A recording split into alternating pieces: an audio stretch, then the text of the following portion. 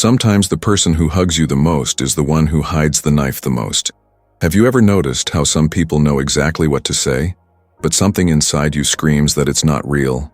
There's a kind of affection that feels like care, but is actually control. A caress that feels like love, but is filled with ulterior motives. A sweet look that hides the desire to dominate you inside. Rumi aviso, don't be fooled by the sweet stuff and what even poison can be served with honey. This phrase isn't poetry. It's a spiritual wake-up call.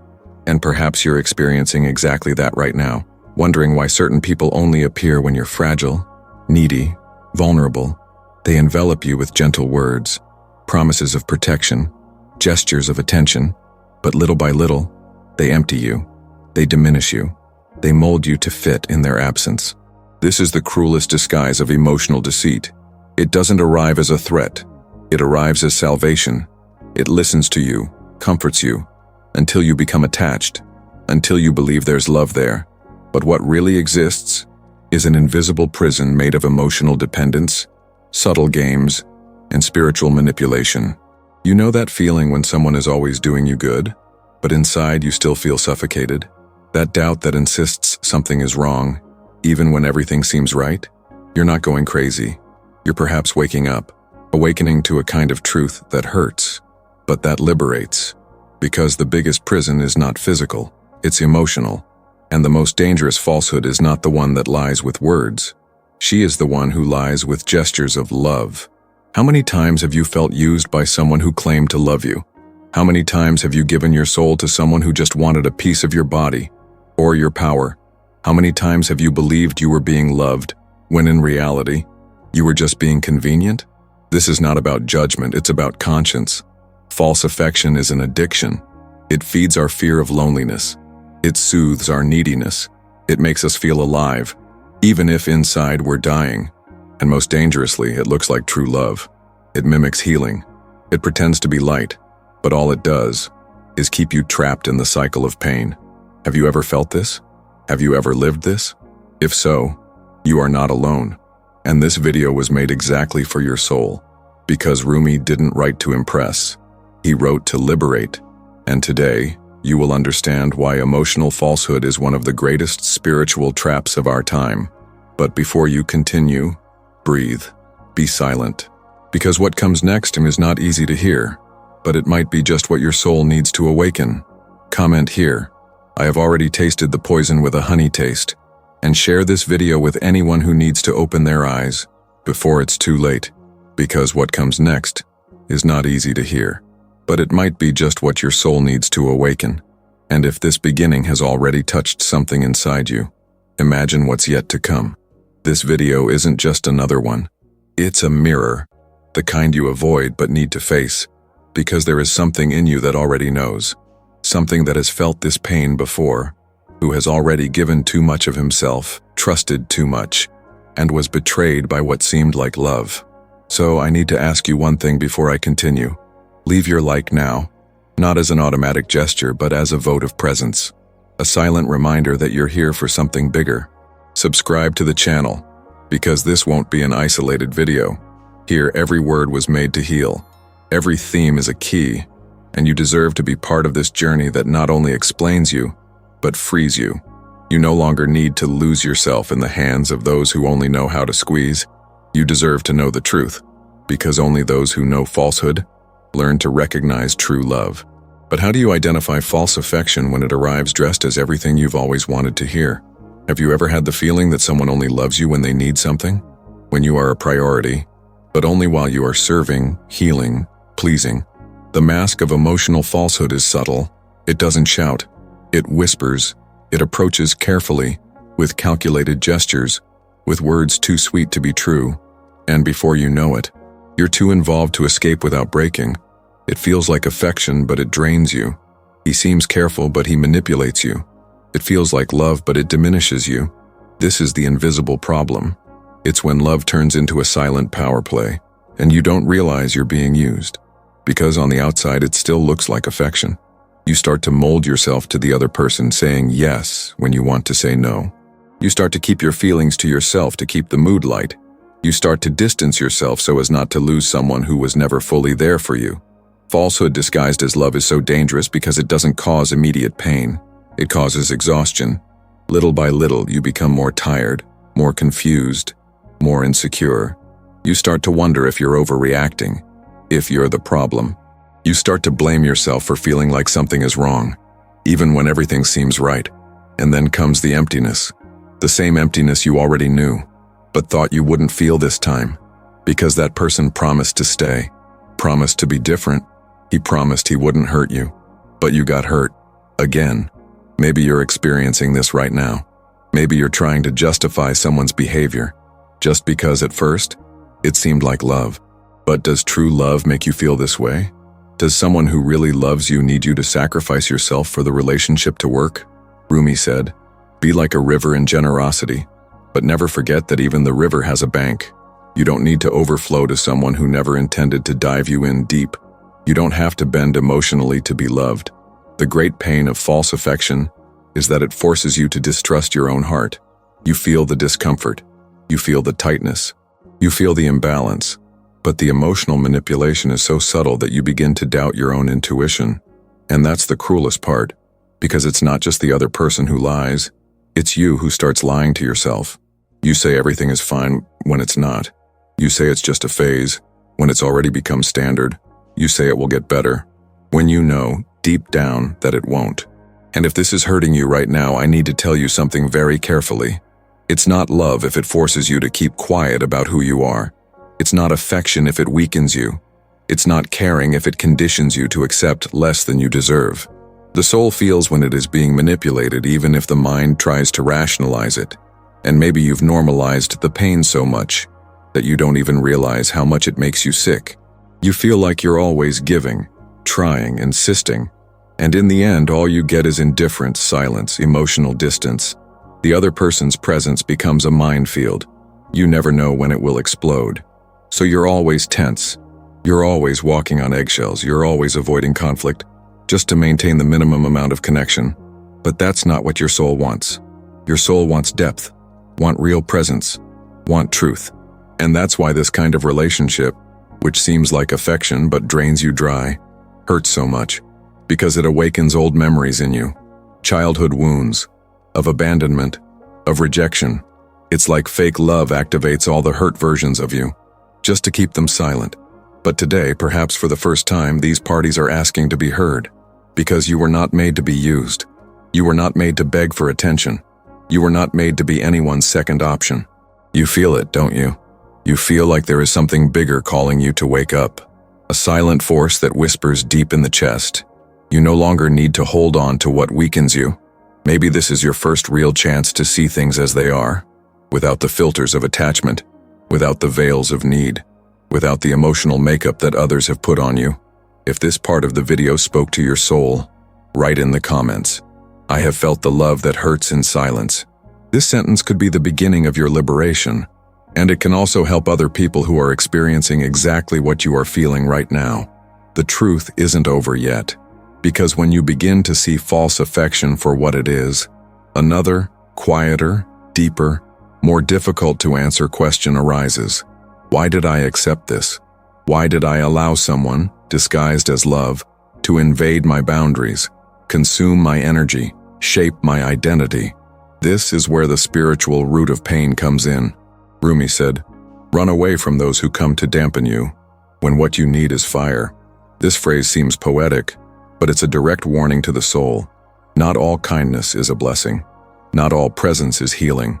There are people who come into your life to extinguish the flame you've fought so hard to keep alive. They come with sweet words, seemingly pure intentions, but over time, something fades within you. Your light fades. Your glow diminishes. Your inner fire is slowly dampened until you doubt it ever existed. And why does this happen? Because there's an older pattern behind this repeated surrender to those who don't know how, or don't want to, care for your soul. The emotional falsehood you attract isn't just about the other person. It's a reflection of how much you've betrayed yourself. Unconsciously, silently, you learn to deny yourself in order to be accepted, to adapt so as not to be abandoned, to keep quiet to avoid the discomfort of being rejected. And in the process, you began to accept crumbs scented with affection, because you were too afraid of the bitter taste of emptiness. Do you understand what I'm saying? False love only finds a home within those who, on some level, fear being alone. This fear makes you tolerate absences disguised as presence. It makes you beg for messages, for validation, for affection, and most cruelly, it makes you believe this is normal, that this is what relationships are all about, this unbalanced dance where one feels too much and the other doesn't even care. But no, that's not love. That's attachment as it seems, but it isn't. There's a stark difference between being loved and being used, between being chosen and being convenient. But when neediness speaks louder, you close your eyes to the obvious and cling to the hope that in time, everything will change. But it doesn't, because the change you hope for in others can only begin within yourself. Rumi said, "You have to keep breaking your heart until it opens." And maybe that's what's happening to you now. Your heart, already wounded so many times, is finally opening, not to more pain, but to a new awareness, a clarity that forces you to look at yourself with more truth, with more courage, with more presence. You no longer need to continue this unconscious repetition of giving everything to those who give you almost nothing in return. That's not generosity. That's self-betrayal. And the soul knows this. The soul feels it every time you say it's okay, when it's not. Every time you hold back your tears, so as not to appear weak. Every time you hide behind smiles, so as not to be abandoned. But what if the deepest abandonment isn't the other person's, but what you do to yourself? What if deep down, what hurts the most isn't what the other person did, but how much you left yourself aside so they could stay? This is the spiritual root of pain, the place where it's not enough to blame the person who hurt you. It's the place where you need to find where you allowed it, where you disconnected from yourself, where you traded your essence for crumbs of validation. And no, this isn't guilt. This is awareness. This is the awakening you needed. Because as long as you continue to believe the problem is only external, you'll continue repeating the same cycles. You'll continue attracting the same kind of pain under different names. There's something inside you that wants to break, that can no longer maintain the facade that everything is fine, that knows the price of maintaining false love is losing yourself. And it is now, at this very point in your journey, that you need to make a choice, not about the other person, but about yourself, about your spiritual worth, about your emotional truth, about your healing. The emptiness you so fear is not the end. It's the portal. It's where the soul begins to stop begging, to finally remember that it is already whole. What you call solitude may actually be the most intimate moment with your own light, because peace doesn't come when the other person returns. Peace comes when you return to yourself, when you stop asking for love and start offering presence, when you stop looking in others for what has always been hidden within you. And if you're here, listening to this, it's because your soul is ready to break out of the cycle of lack, repetition, and false surrender, ready to honor yourself again. And from here, everything begins to change. But this change, like all true healing, begins within. If this part of the video resonated with you, write in the comments, "I'm tired of accepting what only seems like love." Sometimes writing this is more than just venting, it's liberating. And the next step is already waiting for you. You begin to heal when you stop accepting what masquerades as love but leaves you smaller. This isn't just a pretty phrase. This is a call, a whisper from a soul tired of bending to fit into tight spaces, into shallow promises, into relationships that suffocate rather than liberate. Because what no one told you is that true affection doesn't invade, doesn't demand, it just remains. True love doesn't arrive imposing conditions, doesn't try to mold you to someone else's taste, doesn't make you lose yourself to be accepted. True love recognizes your light and walks alongside it, not out of fear of losing you, but out of respect for seeing you whole.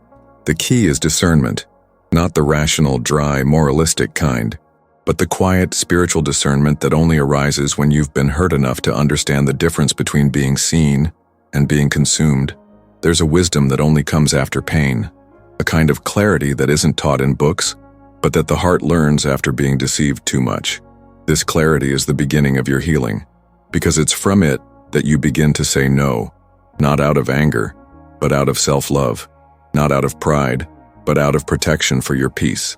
Rumi said, "You think you're searching for love, but it's love that's searching for you. Maybe what you need now isn't to chase anyone, but to stop.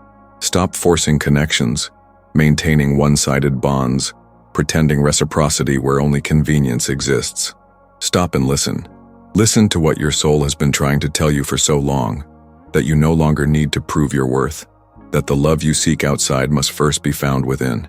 Spiritual discernment is that hidden key that no one teaches you. Because it's not learned, it reveals itself. It appears in silence, in solitude, on days when you think you've lost everything, but discover you were simply returning to yourself. It's like a mirror that reflects unfiltered the truth of what you're experiencing. And sometimes that truth is hard to accept, because admitting that you gave too much of yourself to someone who wasn't ready, that you fooled yourself with crumbs, that you betrayed yourself in the name of a love that was never complete, it hurts. But it's only when you see the wound that it truly begins to heal. The key lies in the moment you choose to stop justifying the unjustifiable, when you stop making excuses for actions that hurt you, when you stop trying to fix others and start rebuilding yourself, when you stop romanticizing absences, glorifying empty promises, clinging to an idealized version of someone, and start looking with eyes of the soul, no longer with eyes of need. It's not easy, because sometimes what you feel is still strong. It still pulses, it still begs. But discernment doesn't nullify the feeling. It reorganizes. It puts the pieces back together. It shows that love by itself isn't enough. It also requires truth, surrender, mutual care, presence. And all of this begins within. From the moment you decide that you will no longer trade your essence for love, true affection doesn't tire the soul. It doesn't leave you in a constant state of doubt. It doesn't require games, forced silences, or veiled threats. True affection is firm and light at the same time. It's deep without being suffocating. It's simple because it doesn't need to hide behind appearances. When you find it, or rather, when you stop accepting what isn't, everything changes. Rumi wrote, "You were born with wings. Why do you prefer to crawl for crumbs of love?" This is the question that echoes as you begin to awaken. And no, it's not about pride. It's about emotional dignity. It's about looking in the mirror and, for the first time in a long time, truly recognizing yourself, seeing yourself whole, even with the scars, seeing yourself strong, even after having broken so much. That key is within you, and only you can turn it. Only you can decide that enough is enough, that you will no longer beg for attention, that you will no longer measure your worth by someone's unstable presence, that you will no longer repeat the story of abandonment over and over, hoping for a different ending. The key to healing is discernment, and the first step in discernment is accepting the truth, even if it hurts, even if it shatters everything you believed in, because this pain, unlike the other, doesn't destroy you. It reveals you. It shows you the woman or man you always were, but that you had forgotten while trying to please. Please, please. You deserve a love that doesn't diminish you, a presence that isn't conditional, a gaze that doesn't just seek what you can offer but wants to walk alongside you for who you are. And that starts with you, with how you treat yourself, with what you choose to accept, with what you choose to allow. If this passage truly touched you, if any part of it seemed to speak directly to your soul, write in the comments, "I am ready to accept no less than I deserve." This sentence, written with awareness, can be the beginning of your liberation, because sometimes all you need is to remember who you are. Have you ever noticed how certain people know exactly when to return? They disappear for days, weeks, sometimes months, but they always reappear when you're most vulnerable, when something has gone wrong, when you're feeling world-weary, when the silence becomes too heavy. That's when your phone vibrates. A message, simple, familiar, laden with false intimacy. "Hey, I missed you." You read. Your heart races. Your mind tries to be rational, but your body remembers. It remembers the voice, the touch, the promise that was never fulfilled, the longing that hasn't passed. And against all logic, you respond. Because deep down you still hope that this time will be different, that this time it won't go from hot to cold, that this time the presence will remain. But it doesn't stay. It never stays. Because it's not about what this person does. It's about what you still allow. It's about the emotional cycle that repeats itself, the invisible dynamics of a relationship that seems to have a beginning, a middle, but never an end. Because every time you try to close the door, it comes back. And you, even with all the signs, even with all the pain you've experienced, leave the door ajar. Out of need, out of attachment, out of habit, or simply out of fear of being alone. Maybe you're experiencing this right now. Maybe you're at that exact point in history where doubt is stronger than certainty, where the other's intermittent presence seems better than their total absence. But is that really the case? Let's imagine this scene together. You're at home, late afternoon, it's been a long day, your body tired, your mind full. Suddenly a notification. That person, the one who made promises with their eyes but hurt you with their silence, the one who disappears when you need them most, but appears when they realize you're starting to move on. You think, have I changed too much, or am I just forgetting who I am to fit back into this cycle? You respond. The conversation resumes as if nothing had happened. But inside, something inside you tightens. Because you already know. You already foresee. You already know the script. Sweet words, intense presence, implicit promises. And then the disappearance. The emptiness. The distance disguised as distraction. And you're left there, with the remains. With the memories of an affection that was never whole. With the echoes of a presence that was never constant. This story, however personal it may seem, is repeated in thousands of souls every day. People who have grown accustomed to almost, who have learned to survive on little, who mistake intermittent attention for real love. And perhaps the saddest thing isn't what the other person does, but how much you abandon yourself every time they return. Have you ever stopped to notice what you feel in these moments? Not at the beginning, when everything seems magical, but afterwards, when he or she has already left again. When you find yourself waiting for a message that never comes. When you feel emotionally used. When you realize you gave much more than you received. And yet, you're tempted to give it another chance. Why does this happen? Because you're still searching outside for what you need to awaken within. Because the emotional hole this person seems to fill is the same one they help keep open. Because you still believe that love needs to hurt to be true. That it needs to be intense to be real. But that's not love. That's attachment. It's emotional dependence disguised as romance. Perhaps you need to remember that love isn't about accepting everything. It's not about remaining silent in the face of absence. It's not about justifying hurtful actions with the excuse that he's just like that, or she just has trouble showing it. True love doesn't hide behind excuses. It shows itself. It proves itself. It endures.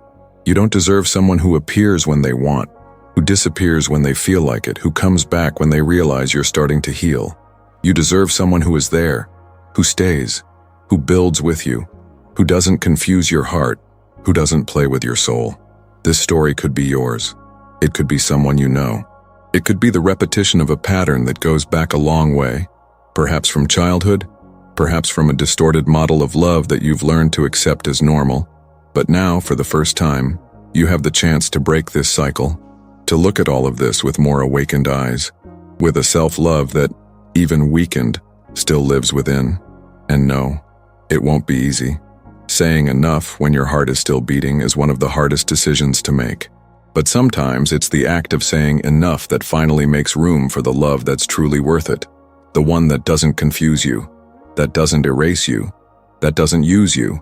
If you saw yourself in this story, if any of this resonated with you, comment here. Enough of accepting presences that disappear. Sometimes this phrase is the beginning of the end of a cycle that has already lasted too long. You weren't born to beg for affection. This needs to be said, repeated, felt, engraved in your soul. You weren't born to beg for presence, to constantly explain yourself, to try to convince someone of your worth. You are the source itself. And when you forget this, you begin to crawl to places where you should fly. You begin to shrink to fit into hands too small for your light. You begin to keep quiet so as not to disturb. You begin to accept crumbs and still be grateful for them. But Rumi wrote, "You were born with wings. Why do you prefer to crawl for crumbs of love?" This question is not a criticism. It's an invitation, a call, a reminder, because there is within you a strength that has been stifled for years, a flame that was extinguished by unresolved loves, broken promises, manipulative silences. And now this flame wants to return, not as a fire of anger, but as an ember of conscience. The turning point comes when you truly understand that it's not your responsibility to teach someone to love you, that it's not your role to try to convince an absent soul to stay, that it's not your mission to prove you're enough. You already are. You always were. But perhaps you forgot this amidst your desperate attempts to be seen by those who only wanted to see what was convenient. How many times have you molded yourself? How many times have you pruned yourself to avoid appearing too much? How many times have you tried to fit into shallow affections, pretending that was enough? The pain you feel now may no longer be because of the other. It may be because your soul is screaming for you to return. Return to your center, to your essence, to the love that doesn't depend on the presence of anyone but you. You spent so much time explaining yourself that you forgot the sound of your own truth. You spent so much time trying to fix what wasn't yours that you abandoned entire parts of yourself along the way. But the good news is that your soul, no matter how forgotten, never stops calling you back. And that call, now, is stronger, clearer, more urgent. A true shift in consciousness isn't loud. It doesn't need fanfare. It happens in silence. It happens when, for the first time, you look in the mirror and say, enough. When you recognize the pattern and decide not to repeat it. When you feel the urge to text, but choose not to give in again. When the phone rings, and you don't run. When the other person's, "I missed you," no longer convinces you. Because now, finally, you're missing yourself and deciding to come back. Spiritual empowerment isn't shouting, it's presence. It's when you begin to occupy the space within yourself that was previously filled by the absence of others. It's when you realize that the void wasn't a lack of love, it was a lack of you with you, of the whole you, of you without dividing yourself into pieces to fit into the little they offered you. And when that happens, everything changes. Because the energy changes. Because the perspective changes. Because the choices change. You stop begging for love and start choosing who is allowed into your life. You stop chasing answers and start asking better questions. Like, does this make me feel good? Does this make me stronger? Does this bring me closer to who I am or further away? You begin to understand that peace is worth more than presence, that silence is worth more than justification, that the time you spent trying to save unbalanced relationships can be used to save yourself. You are not broken, you are rebuilding. And the new version that is emerging within you will no longer accept what diminished you. There's a precise moment when you feel the snap. It doesn't come with applause. It doesn't come with lights. Sometimes it comes in the middle of the night, in the midst of a lonely tear. It comes after yet another disappointment when you thought you couldn't take it anymore. And yet you get up, you wash your face, and you choose, today I'm coming back to myself. This is the turning point. Not the one the world sees, but the one your soul feels. And when it happens, you begin to walk differently, to breathe differently, to love differently. Because now, you know that you don't need anyone to be whole. That love begins within you. That your light doesn't depend on the validation of those who couldn't see it. And that your worth isn't for sale for a little attention. You weren't born to beg for affection. You were born to be freedom, presence, self-love. And even if that leaves you alone for a while, it will still be better than sharing your soul with someone who only comes when they want to. What awaits you after this turning point is a kind of love that doesn't hurt, doesn't disappear, doesn't confuse. But first you need to decide that you will no longer accept the fake, not in the name of the past, nor out of fear of the future. If this part of the video awakened something inside you, write in the comments, "I'm coming back to myself." Because sometimes it's that simple phrase that seals a silent pact with your own healing. And everything that comes after is freedom. If you've stayed with me this far, it's no accident. Your soul is searching.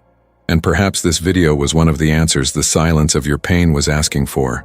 Nothing is more powerful than being awake, whole, present. And if you've made it this far, it's because you're ready for the next step. So now I make you a true invitation. Subscribe to the channel. This journey doesn't end here. Each new video is a key, a new layer of healing, a new revelation for your soul. Walk with me. The transformation you seek isn't tomorrow. It begins now. If this video touched you, if it awakened something that was dormant, leave your like. This is more than a click. It's a silent signal that you're saying yes to your healing. Now, if your soul still craves more, the next video appearing here on the screen may be exactly what you need to hear. Go for it. The path continues, and I will be with you.